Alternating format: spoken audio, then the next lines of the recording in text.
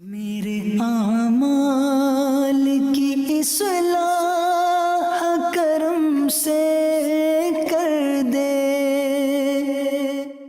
الحمدللہ رب العالمین والصلاة والسلام علی سید الانبیاء والمرسلین اما بعد فاعوذ باللہ من الشیطان الرجیم بسم اللہ الرحمن الرحیم الصلاة والسلام علیک یا رسول اللہ وعلی آلک واصحابک یا حبیب اللہ الصلاة والسلام علیک یا نبی اللہ وعلی آلک واصحابک یا نور اللہ۔ میٹھے میٹھے اسلامی بھائیوں، درود پاک پڑھنے کے بے شمار فضائل و برکات ہیں۔ مصطفیٰ جان رحمت شمع بزم ہدایت صلی اللہ تعالی علیہ وسلم کا فرمان عالی شان ہے کہ جو کوئی شخص مجھ پر ایک بار درود پاک پڑھتا ہے، اللہ تعالیٰ اس پر 10 رحمتیں نازل فرماتا ہے، اس کے 10 گناہوں کو مٹا دیتا ہے اور اس کے 10 درجات کو بلند فرماتا ہے۔ تو سبحان اللہ، ایک درود پاک پر اتنی برکتیں ہیں، تو جو کثرت سے درود پاک پڑھتے ہیں ان کو کتنی برکتیں نصیب ہوتی ہوں گی۔ تو ہم سب کو مل کر کثرت کے ساتھ درود پاک پڑھنے ہیں۔ آئیے مل کر محبت کے ساتھ بآواز بلند درود پاک پڑھ لیں۔ صلو علی الحبیب صلی اللہ تعالی علی محمد صلی اللہ علیہ وسلم۔ میٹھے میٹھے اسلامی بھائیوں، آج جو ہمارا بیان کا موضوع ہے کہ رمضان کا استقبال کیسے کیا جائے، رمضان کی پریپریشن کیسے کی جائے۔ دیکھیں، ہمارے گھر پہ جب کوئی مہمان آتا ہے ہم اس کی تیاری کرتے ہیں، اس کے لیے ہم ایک اچھی یوں سمجھیے کہ پریپریشن کرتے ہیں، اور جیسا مہمان ویسی تیاری۔ جس کے لیے دل میں زیادہ محبت ہوتی ہے اس کے لیے ہم زیادہ تیاری کرتے ہیں۔ تو اب ذرا آپ سوچئے کہ ایسا مہمان جو ہماری مغفرت کروانے آ رہا ہے، ایسا مہمان جو ہمیں بخشوانے آ رہا ہے، تو پھر ہمیں اس کے لیے کتنی کوشش کرنی چاہیے۔ تو آج یہاں پر جو ہم حاضر ہوئے ہیں، اللہ کرے کہ ہم رمضان کا صحیح معنوں میں استقبال کرنے میں کامیاب ہو جائیں۔ رمضان اللہ کا احسان ہے۔ رمضان کی اہمیت کو سمجھنے کے لیے یہی کافی ہے کہ پیارے آقا علیہ الصلوۃ والسلام فرماتے ہیں کہ اگر میری امت کو معلوم ہوتا کہ رمضان کیا ہے تو وہ تمنا کرتے کہ سارا سال ہی رمضان ہو۔ سبحان اللہ۔ مولا علی شیر خدا کرم اللہ تعالی وجہ الکریم کا یہ قول کتنا نرالا ہے۔ آپ فرماتے ہیں اگر اللہ تبارک و تعالیٰ کو اس امت کو عذاب دینا ہوتا تو اس امت کو رمضان اور سورہ اخلاص عطا نہ فرماتا۔ اس کا مطلب کیا ہوا کہ یہ بخشوانے، عذاب سے بچانے کے لیے آ رہا ہے، رحمتیں برسانے کے لیے آ رہا ہے۔ کاروباری لوگ بھی مجھے سن رہے ہوں گے، جس علاقے میں جس اسٹور پر کوئی ڈسکاؤنٹ ہوتا ہے، کوئی اسکیم ہوتی ہے، فائدہ ہوتا ہے، ہم ادھر پہنچ جاتے ہیں۔ رمضان ایک ایسی اسکیم ہے، رمضان ایک ایسا بینیفٹ دیتا ہے کہ احادیث میں یہ مضمون ہے کہ فرض کا ثواب 70 گنا کر دیا جاتا ہے، نفل کا ثواب فرض کے برابر کر دیا جاتا ہے، شیطان کو بند کر دیا جاتا ہے، جہنم کو تالے لگا دی جاتے ہیں، جنت کے در کھول دیے جاتے ہیں۔ روزہ دار کے منہ سے جو اسمیل آتی ہے، جو بو آتی ہے، بعض اوقات ہم کہتے ہیں یار پیسٹ نہیں کر سکے پورا دن، منہ سے اسمیل آ رہی ہے، سنیے یہ اسمیل جو ہے یہ اللہ کے نزدیک مشک کی خوشبو سے بھی زیادہ بہتر ہے۔ اللہ اللہ، ذرا آپ غور تو کیجئے، ہر سجدے پر 1500 نیکیاں دی جاتی ہیں، ہر سجدے پر سرخ یاقوت کا جنت میں ایک محل بنا دیا جاتا ہے۔ اتنی نیکیاں، پھر وہ کتنا بد نصیب ہے جو رمضان میں بھی عبادت نہ کرے، رمضان میں بھی اللہ کو راضی کرنے میں کامیاب نہ ہو۔ روزانہ افطار کے وقت 10 لاکھ گناہگار بخش دیے جائیں، اور جناب ہر جمعے کو جب رمضان میں جمعہ آئے تو ہر لمحے 10 لاکھ گناہگار بخشے جائیں، تو کروڑوں اربوں لوگوں کی بخشش گویا رمضان میں ہونی ہے۔ تو پھر ہمیں اس کی کیسی تیاری کرنی چاہیے، کتنا ثواب کمانے کے بارے میں سوچنا چاہیے۔ لیکن یہاں ایک اور بڑی امپورٹنٹ بات ہے، ایک تو رمضان میں نیکیاں کرنی ہے، دوسرا بڑا کام یہ کرنا ہے کہ ہمیں رمضان میں گناہوں سے بچنا ہے، کیونکہ عادتیں تو ساتھ ہی لگی ہوئی ہیں نا۔ شیطان بند ہے لیکن ہماری اپنی عادتیں، جس کی روز حرام دیکھنے کی عادت ہے، حرام سننے کی عادت ہے، حرام بولنے کی عادت ہے۔ ایسا تو نہیں ہوگا نا چاند آتے ہی سارے سوئچ آف ہو جائیں گے، وہ عادتیں ساتھ ہی چل رہی ہوتی ہیں۔ غور کیجئے کہ رمضان میں جو گناہ کرتا ہے نا، اس کا عذاب بھی بڑھ جاتا ہے، اس کی پنشمنٹ بھی بڑھ جاتی ہے۔ یہ ایسے ہی ہے کہ کوئی مسجد کے اندر آ کے گناہ کرے تو آپ کہیں گے نا یار خدا کا خوف کرو، مسجد میں ایسا کام کر رہے ہو۔ کوئی مکہ شریف حرم میں اندر جا کر گناہ کرے تو کتنا شدید ہو جائے گا وہ۔ تو رمضان جب اتنا مقدس مہینہ ہے، اس میں گناہ کرنا، اس کی پنشمنٹ بھی زیادہ ہے۔ ایک بار مولا علی شیر خدا کرم اللہ تعالی وجہ الکریم نے ایک قبر والے کا حال دیکھا، اور دیکھا اس قبر والے پر عذاب ہو رہا ہے، اور وہ چلانے لگا، عرض کرنے لگا اے علی میری مدد فرمائیے، اللہ کی بارگاہ میں سفارش کیجئے۔ مولا علی شیر خدا نے ہاتھ اٹھائے کہ اے مولا اسے بخش دے۔ ارشاد ہوا اے علی اس کی سفارش نہ کریں۔ عرض کی مولا وجہ کیا ہے؟ ارشاد فرمائے رمضان کے روزے تو رکھتا تھا مگر رات گناہوں سے باز نہیں آتا تھا۔ روزے رکھ کر گناہ کرنے والے کو اتنا عذاب، تو جو روزے ہی نہ رکھے ایسے بھی لوگ ہیں جو رمضان میں روزے نہیں رکھتے. پلیز اس کو ایزی نہ لیں. ہمیں نہیں معلوم، پتہ نہیں اگلا رمضان پھر نصیب ہوگا کہ نہیں. پچھلے رمضان میں کتنے لوگ تھے جو ہمارے ساتھ تھے، اس رمضان میں نہیں ہے. اور اللہ پہلے تو ہم یہ دعا کرتے ہیں اللہ ہمیں یہ رمضان بھی عطا کر دے. زندگی کا کیا بھروسہ، دنیا کی جو کیفیت آپ کے سامنے ہے کبھی بھی جا سکتے ہیں.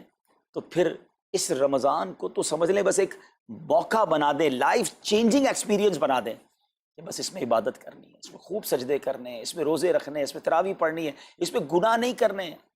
اور آئیے میں آپ کو بتاتا ہوں کہ نبی پاک صلی اللہ تعالیٰ علیہ وسلم رمضان کیسے گزارتے تھے. ایک مسلمان کے لیے اس سے بہترین رول ماڈل کیا ہوگا کہ رمضان میرے آقا کیسے گزارتے. تو مختلف احادیث کا جو سمری ہے وہ یہ ہے کہ نبی پاک علیہ الصلوۃ والسلام عبادت میں کمر بستہ ہو جاتے، بستر پر کم تشریف لاتے. بی بی عائشہ فرماتی ہیں کہ نبی پاک کے چہرے کا رنگ بدل جاتا تھا، متغیر ہو جاتا. کیوں؟ کہ نبی پاک پر خوف خدا طاری ہوتا. آپ گر گڑاتے، آپ رات بھر التجائیں کرتے. میرے آقا رو رو کر دعاؤں میں رمضان گزارے، چہرے کا رنگ بدل جائے. اور یہاں کچھ لوگ تو وہ ہیں کہ جن کا وزن ہی بڑھ جاتا ہے رمضان میں. اتنا کھانا کھانا ہے، سحری میں زیادہ کھانا ہے کہ سارا دن بھوکا رہنا ہے، افطار میں اس لیے زیادہ کھانا ہے کہ پورا دن بھوکا رہے تھے، پھر رات کو 2-3 بار مزید کھانا ہے کیونکہ کل روزہ رکھنا ہے. تو رمضان فوڈ فیسٹیول نہیں ہے، رمضان عبادت کے لیے آیا ہے. لوگ تیاری کر رہے ہوں گے بھی رمضان کی، وہ کیا کر رہے ہوں گے کہ افطار میں کیا پکانا ہے، سحری میں کیا پکانا ہے، کون سا آئٹم شارٹ ہے. نہیں میرے بیچ اسلامی بات، یہ جو بھوک کا احساس ہے نا روزے میں، اس کی حکمت علماء نے بیان کی ہے کہ بھوک غربت کا احساس دلاتی ہے، فقیری کا احساس دلاتی ہے، بندے کا غرور تکبر بیٹھ جاتا ہے. کتنے نقاہت میں آ جاتے ہیں ہم، ہمت ہی نہیں ہوتی کوئی کام کرنے کی. تو یہ احساس دلاتی ہے کہ تیری اوقات کیا ہے، غریب کیسے زندگی گزارتا ہے، فقیر کیسے زندگی گزارتا ہے. لیکن کچھ لوگ وہ ہیں جن کو بھوک ہی نہیں لگتی کیونکہ وہ اتنا کھا لیتے ہیں یا پھر سوتے ہی رہتے ہیں. روزے کی حکمت یہ نہیں ہے. نبی پاک آنسو بہاتے تھے، آقا کا چہرے کا رنگ بدل جاتا. اور پھر بتایا کہ رمضان میں جب جبریل امین نبی پاک علیہ الصلوۃ والسلام کے پاس آتے تو آقا علیہ الصلوۃ والسلام ان کے ساتھ قرآن پاک کا دور فرماتے. اور پھر ایک اور نبی پاک کا خوبصورت انداز کہ پیارے آقا ویسے تو سب سے بڑھ کر سخی ہیں، مگر جب رمضان آتا تو نبی پاک کا دریائے سخاوت ایسے بہتا تھا جیسے تیز آندھی، بلکہ اس سے بھی زیادہ. اللہ اللہ. یہ 3-4 چیزیں آپ نے اور میں نے پکڑ لینی ہیں. آقا علیہ الصلوۃ والسلام کے پیچھے پیچھے جانا ہے نا جنت میں، ہم نے بھی یہ کام کرنا ہے. یہ راتیں مانگنے کی راتیں ہیں، التجا کرنے کی راتیں ہیں، سجدے کرنے کی راتیں ہیں. ہمیں تہجد بھی پڑھنی ہے، ہمیں انشاءاللہ نوافل بھی پڑھنے ہیں. اور کم از کم قرآن ایک بار تو پورا انڈرسٹینڈ تو کریں نا. تلاوت، ترجمہ، تفسیر کب کریں گے؟ بڑی بڑی ڈگریاں ہیں، بڑے بڑے پاسپورٹ اور جناب بہت سارا سرمایہ ہے، مگر ایک بار بھی قرآن پورا ترجمے اور تفسیر سے نہیں پڑھا ہوگا. بہت سارے لوگ ایسے ہیں. ذرا سوچئے نا. اچھا یہ مہینہ نزول قرآن کا مہینہ ہے، رمضان، اور قرآن کو جو خاص نسبت حاصل ہے نا، تو اس مہینے میں قرآن کو پکڑ لیں. ہائے ہائے، اللہ کرے رمضان قرآن کے ساتھ گزرے، ہماری صبح قرآن کے ساتھ ہو، ہماری شام قرآن کے ساتھ ہو، ہم قرآن سمجھنے والے بن جائیں. اچھا میں ایک اور بات بتاؤں آپ کو، مہینہ کتنا پیارا. صرف اس مہینے میں قرآن نازل نہیں ہوا، باقی بھی جو 3 آسمانی کتابیں ہیں نا، زبور، انجیل، توریت، یہ بھی رمضان میں ہی نازل ہوئی ہیں. اللہ کریم نے ان تمام مبارک کتابوں کو نازل کرنے کے لیے رمضان کا مہینہ منتخب فرمایا. اتنا مبارک مہینہ ہے تو ہمیں خوب اس میں تلاوت قرآن کرنی. اور اب دعوت اسلامی نے کتنا آسان کر دیا، تفسیر قرآن عطا فرما دی، صراط الجنان آسان اردو میں، اور پھر جناب اس کو اپلیکیشن پر بھی دے دیا، اس کے PDF بھی جاری کر دیے، ڈاؤن لوڈ کر لیں موبائل میں. اب تو آڈیو تفسیر قرآن بھی آپ کو دے دی. اگر پھر بھی سنیں نہ، پڑھیں نہ، قرآن سے دور رہیں تو یہ ٹھیک نہیں ہے. پلیز اس رمضان کو قرآن کے ساتھ گزاری. اور پھر جو نبی پاک کا یہ جو سخاوت والا انداز ہے نا، صدقہ و خیرات کرنا، ہر سائل کو عطا فرماتے، تو یہ بھی ہمارا ایٹیٹیوڈ ہونا چاہیے کہ خوب دل کھول کر خرچ کریں. سب سے پہلے اپنی پوری زکوٰۃ ادا کریں. یہ اتنی بڑی اب بدقسمتی ہوتی جا رہی ہے. ایسا فیل ہوتا ہے دنیا بھر کے تاجران اور لوگوں سے جب ہم ملتے ہیں کہ جس طرح رمضان کے علاوہ بہت تھوڑی تعداد میں مسلمان نماز پڑھتے ہیں نا 5 ٹائم، ایسا لگتا ہے اب زکوٰۃ بھی بہت کم لوگ ہی دیتے ہیں، پوری زکوٰۃ نہیں دیتے، اندازے سے نکال دی، کیلکولیشن کرتے نہیں ہیں. اور یہ بھی فیلنگز آتی ہیں کہ زکوٰۃ جتنی بڑھتی جاتی ہے نا، ہزاروں میں جس کی زکوٰۃ ہے وہ دے دیتا ہے، لاکھوں والا بھی شاید دے دیتا ہے، لیکن جب زکوٰۃ ہی کروڑوں میں پہنچ جاتی ہے نا تو پھر یہ دل پر بھار پڑنا لگ جاتا ہے، ڈیفیکلٹ لگنا شروع ہو جاتی ہے. بندہ یہ کیوں نہیں سوچتا کہ اگر اللہ پاک نے مجھ پر لاکھوں میں زکوٰۃ ہے تو اللہ نے کروڑوں دیے تو لاکھوں میں زکوٰۃ ہے نا. اگر کروڑوں میں زکوٰۃ ہے تو اربوں ہیں تو کروڑوں میں زکوٰۃ ہے نا. زکوٰۃ کتنی ہے؟ ضروریات زندگی کی تمام چیزوں سے فارغ ہونے کے بعد جو مال تجارت، سونا چاندی، کیش یا پرائز بانڈ، یہ جو اس کی تفصیلات ہیں، اس پر 2.5% ہے. میں ایک اور لاجک سے آپ کو بات سمجھاؤں. اگر اس لاجک سے سمجھیں تو زکوٰۃ تو 1-1.5% بنتی ہے. وہ کیسے؟ ہم سب کے گھر نکل گئے، اس پہ زکوٰۃ نہیں ہے. ہماری گاڑیاں نکل گئیں، اس پہ زکوٰۃ نہیں ہے. جن کی فیکٹریاں ہیں وہ فیکٹریاں بھی مائنس کر دی گئیں. جن کی دکانیں ہیں وہ دکانیں بھی مائنس ہو گئیں. اچھا جناب، اس کے علاوہ اگر کرائے پہ کچھ پراپرٹی دی ہوئی ہے اس پر زکوٰۃ نہیں ہے. اگر ان سب پر زکوٰۃ ہوتی، یعنی جو کچھ میرے پاس ہے ان سب پر ہوتی، تو کتنی زیادہ ہو جاتی. اور اتنی ساری چیزیں نکل گئیں تو پھر تو اگر ٹوٹل پر لگائیں تو 1-1.5% ہی بنتا ہے. تو اب جب سب کچھ نکالنے کے بعد تھوڑے سے مال پر 2.5% ہے اور بھی سال میں ایک بار ہے، تو اس کو بھاری نہ سمجھیں. یہ بربادی ہے جو زکوٰۃ نہیں دیتے. یاد رکھیے گا، حدیث پاک کا مضمون ہے کہ یہ مال کا میل ہے، جس مال سے مل جائے اس مال کو بھی برباد کر دیتا ہے. بربادیاں آتی ہیں، بے سکونیاں آتی ہیں، بیماریاں آتی ہیں.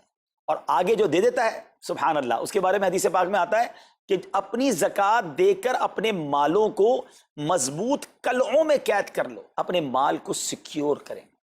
لوگ کہتے ہیں انشورنس ہونی چاہیے، آگ نہ لگ جائے، چوری نہ ہو جائے، ڈوب نہ جائے. اللہ کے حبیب علیہ الصلوۃ والسلام فرماتے ہیں، جس کا مضمون ہے کہ جب بندہ اللہ کی راہ میں خرچ کرتا ہے نا، تو وہ صدقہ بندے کے ہاتھ سے نکل کر اللہ کے دستے قدرت میں چلا جاتا ہے. اور اللہ کریم تمہارے صدقوں کو پالتا ہے جس طرح تم اپنے جانور کے بچوں کو پالتے ہو. بچہ ہوتا ہے نا جانور کا، بڑا ہو جاتا ہے.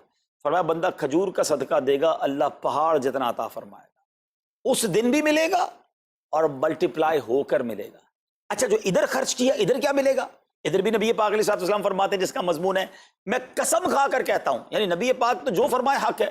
اس حدیث میں تو آقا علیہ الصلوۃ والسلام قسم اٹھا رہے ہیں کہ میں قسم کھا کر کہتا ہوں کہ اللہ کی راہ میں خرچ کرنے سے مال کم نہیں ہوتا. نہ ادھر کم ہونا ہے اور ادھر بھی ملنا ہے، تو پھر تو سودا اب کتنا نفع والا ہے. اور یہ آپ چیک کر لیں، پوری دنیا میں جہاں مجھے سنا جا رہا ہے کہ جو لوگ پوری زکوٰۃ دیتے ہیں نا، ان کا مال ملٹیپلائی ہوتا ہے. اگلے سال زیادہ زکوٰۃ دے رہے ہوتے ہیں. زیادہ زکوٰۃ کیسے ہو گئی؟ کیونکہ مال بھی بڑھ گیا. تو ادھر بھی بینیفٹ ہے، ادھر بھی بینیفٹ ہے، نقصان کا سودا ہی نہیں ہے. پھر چاہتے ہو بلاؤں سے بچ جائیں، تو روایتوں کا مضمون ہے کہ صدقہ بلا اور بندے کے بیچ میں آ جاتا ہے. بلا اترتی ہے، صدقہ روک لیتا ہے، لڑائی کرتا ہے اس سے، اور بندے پر بلائیں اور پرابلمز اور ڈیفیکلٹیز آنے سے اسے روکتا ہے. تو اگر چاہتے ہیں کہ برائیوں کے دروازے بند رہیں، چاہتے ہیں کہ بری موت سے بچیں، چاہتے ہیں کہ رزق میں اضافہ ہو، چاہتے ہیں کہ بلاؤں سے بچیں، ادھر بھی مال میں اضافہ ہو، ادھر بھی خزانے ملیں، تو اللہ کی راہ میں دل کھول کر خرچ کریں. اور یہ مہینہ it's the right month for generosity. یہ بہترین مہینہ ہے سخاوت کرنے کا، کیونکہ نبی پاک کا یہ انداز تھا کہ رمضان میں خوب سخاوت فرماتے. تو غریبوں کی مدد کریں، ایسی مدد کریں کہ چہروں پہ مسکراہٹیں آ جائیں، لوگوں کے دسترخوان اچھے ہو جائیں، ان کے گھروں میں بھی کچھ اچھے کھانے پہنچ جائیں. اور اس میں سب سے بہترین طریقہ یہ ہے کہ اپنے غریب رشتہ داروں کو آپ مدد کریں. اگر وہ مستحق ہے نا زکوٰۃ کے، تو حق ہے کہ سب سے پہلے اپنے غریب رشتہ داروں کو دیں. پھر زکوٰۃ بچ جائے تو عاشقان رسول کی عظیم الشان بڑی تحریک دعوت اسلامی آپ کے سامنے ہے، جو دین متین کی خدمت کر رہی ہے. جامعۃ المدینہ ہیں، مدرسے ہیں، بچے اور بچیاں عالم بن رہے ہیں، عالمہ بن رہے ہیں، حافظ بن رہے ہیں، ناظرہ قرآن، اور ان سے کوئی فیس بھی نہیں لی جا رہی. ہزاروں بچے فری آف کاسٹ ہمارے پاس ایکوموڈیشن رکھے ہوئے ہیں، جن کو کھانا پینا رہنا دعوت اسلامی نے دینا ہے. آپ ذرا سوچئے یہ امت کی کتنی بڑی خدمت ہے کہ علماء دینا، حافظ قرآن، مسجدوں کے امام یہاں سے پروڈیوس ہوتے ہیں. اور پھر آگے چلیں تو دعوت اسلامی نے اسلامک میڈیم اسکول بنائے دارالمدینہ. پھر سال کی 600 کے قریب مسجد دعوت اسلامی بناتی ہے. میڈیا کے ذریعے جو بے حیائی پھیلائی جا رہی تھی، تو مدنی چینل اردو، پھر مدنی چینل انگلش، پھر مدنی چینل بنگلہ. اب بچے مذہبی پروگرام اتنا غور سے نہیں دیکھتے تھے، وہ اپنے بچوں کے آئٹمز دیکھنا چاہتے تھے. تو گناہوں بھرے کارٹونز اور پروگرام سے اور پوئمز سے چھڑانے کے لیے Islamic poems, Islamic cartoons, Islamic بچوں کے پروگرام، تاکہ بچے بھی جو ہے وہ الحمدللہ بچے رہیں. اور اب اس کی کیا زبردست پاپولیرٹی ہے کہ آپ کڈز مدنی چینل کے یوٹیوب چینل پہ جائیں، ہمارا ایک ایک کلپ 10 ملین 12 ملینز میں دیکھا جا رہا ہے. تو کون دیکھ رہا ہے؟ وہ بچے جو گناہوں بھرے کارٹونز دیکھتے تھے، اب الحمدللہ اللہ رسول کی باتیں وہاں سن رہے ہیں. پھر آگے چلیں تو دعوت اسلامی جناب یہ دینی کاموں کے ساتھ ساتھ جو ویلفیئر کے کام کر رہی ہے، غریب مسلمانوں کی امداد کا کام، زلزلے اور سیلاب زدگان کی ریسکیو کرنے کا کام، گونگے بہرے نابینا اور معذور افراد کی ریہیبلیٹیشن کا کام، تھیلیسیمیا کے مریضوں کو خون دینے کا کام، 26 لاکھ مسلمانوں کو دنیا بھر میں راشن، کھانا پانی صرف اس ایک سال میں دعوت اسلامی نے پہنچایا. تو یہ کمال کی آرگنائزیشن ہے. دیکھیں آپ دنیا کی بہت ساری NGOs کو جانتے ہوں گے، کوئی مدرسے چلاتا ہے تو مدرسے ہی چلاتا ہے، کوئی مسجد بناتا ہے تو مسجد ہی بناتا ہے، کوئی کھانا کھلاتا ہے تو کھانا ہی کھلاتا ہے، کوئی جناب غریبوں کی مدد تو وہی کام، کوئی ہاسپٹل تو ہاسپٹل۔ دعوت اسلامی ان ون امبریلا اتنے ساری ڈائیورسٹی کے ساتھ جو دین کی خدمت کر رہی ہے، دنیا میں اس کی مثال نہیں ملتی ہے۔ لاکھوں لوگوں کو دین بھی سکھایا جا رہا ہے، غیر مسلموں کو مسلمان بھی بنایا جا رہا ہے، بے عملوں کو با عمل بنایا جا رہا ہے، بے پردہ خواتین کو با پردہ بنایا جا رہا ہے، بے نمازیوں کو نمازی بنایا جا رہا ہے، ماں باپ کے نافرمان فرما بردار ہو رہے ہیں، شراب اور نشے کے عادی چھوڑ کر نمازی بن رہے ہیں، تو جہاں مریض ہیں ان کو خون بھی دیا جا رہا ہے، گھر میں بیٹھ کر میڈیا کے ذریعے اور سوشل میڈیا کے ذریعے لوگوں تک دین پہنچایا جا رہا ہے۔ تو یہ کمال کی ڈائیورسٹی ہے۔ تو میں تو سچ بتاؤں، یہ جملہ کہا کرتا ہوں کہ میرے اور آپ کے پیسوں کا نصیب ہے کہ وہ دعوت اسلامی میں لگ جائے۔ تو یہ آپ آگے بڑھیے اور دین کے اس کام میں مزید حصہ ملائیے۔ خاص طور پہ فار ایسٹ میں آپ دیکھ لیں، کوریا میں، ہانگ کانگ میں، اور جناب یہ سری لنکا میں، تھائی لینڈ میں، ملیشیا میں، کتنے جاپان میں، کتنے ملکوں میں دعوت اسلامی کام کر رہی ہے اپنی اپنی بساط کے مطابق۔ اور لیکن ابھی مزید ادارے بنانے، ہمیں ان ملکوں میں بھی بنانے، ان ملکوں میں بھی آگے بڑھنا ہے۔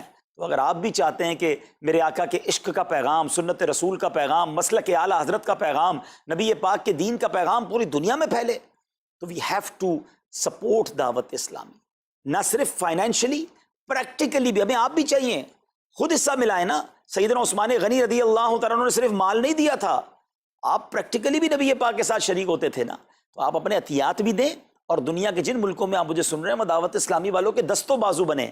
کمزوری کہاں نہیں ہوتی، ہاں ہمارے گھر میں کمزوری ہوتی ہے، ہم سب مل کر کام کریں گے تو کمزوریاں بھی دور ہوں گی اور ترقی آ جائے گی، اور ہمیں اس کا ثواب بھی ملے گا۔